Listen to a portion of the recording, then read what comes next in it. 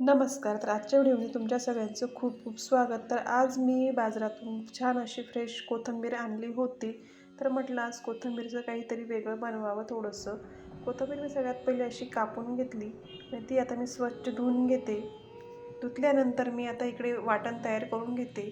हिरव्या मिरच्या, लसूण, आलं घेतलं आहे. ते मी आता मिक्सरमध्ये बारीक करून घेते त्याची पेस्ट.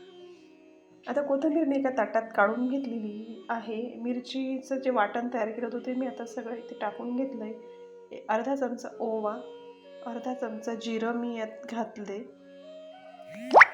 हळद आणि हिंग यात टाकून चवीनुसार मीठ देखील मी आता आत्ताच टाकून घेते.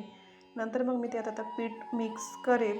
इथे मी अर्धी वाटी तांदळाचं पीठ घेतलेलं आहे आणि 1 फुल वाटी बेसन पीठ मी यात ॲड करते. 2 ते 3 चमचे एवढी तीळ देखील मी यात टाकून घेतलेली आहे, कारण तीळ टाकल्यावर टेस्ट अजून छान होते. आता मी हे व्यवस्थित पूर्ण मिक्स करून घेते.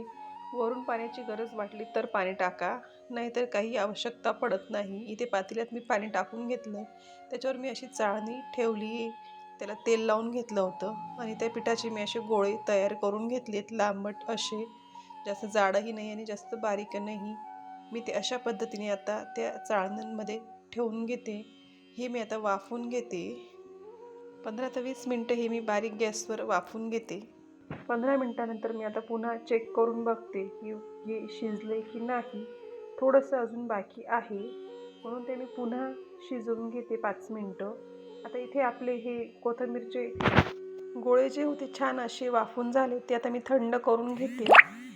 तुम्ही इथे बघू शकता छान असे शिजवून झालेले आहेत.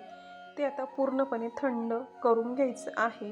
थंड झाल्यानंतर चाकूला तेल लावून अशा प्रकारे त्याचे कट कट करून घ्यायचे आहेत, म्हणजे जेणेकरून त्या वड्यांच्या आकारात तयार होतील. अशा पद्धतीने कोथिंबीरच्या वड्या करायला वेळही कमी लागतो आणि झटपट होतात देखील.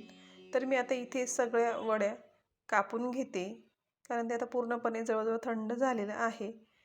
आता अशा प्रकारे मी ते कापून घेतलेल्या आहेत. आता मी तव्यावर तेल टाकून घेते. त्या तेलात आता या वड्या सगळ्या मी छान अशा खरपूस होईपर्यंत परतून घेते. बरेच जण डायरेक्टली तेलात तळतात, पण तेलात तळण्याऐवजी अशा पद्धतीने जर केले तर खूप खरपूस होतात. तेल देखील कमी लागतं आणि वड्या तेलकटही होत नाही. हा तवा खोल असतो म्हणून मी याचा वापर केलेला आहे, कारण आधीच्या ज्या वड्या झालेल्या असतात त्या आपल्याला साईडला अशा प्रकारे सरकवता येतात आणि ते अजून खरपूस होतात. आता मी या साईडला करून दुसऱ्या वड्या यात मी टाकून घेतलेल्या आहेत. तर तुम्हाला व्हिडिओ कसा वाटला कमेंट करून नक्कीच सांगा. चॅनलवरती नवीन असाल तर प्लीज चॅनलला लाईक, शेअर, कमेंट आणि सबस्क्राईब करायला विसरू नका.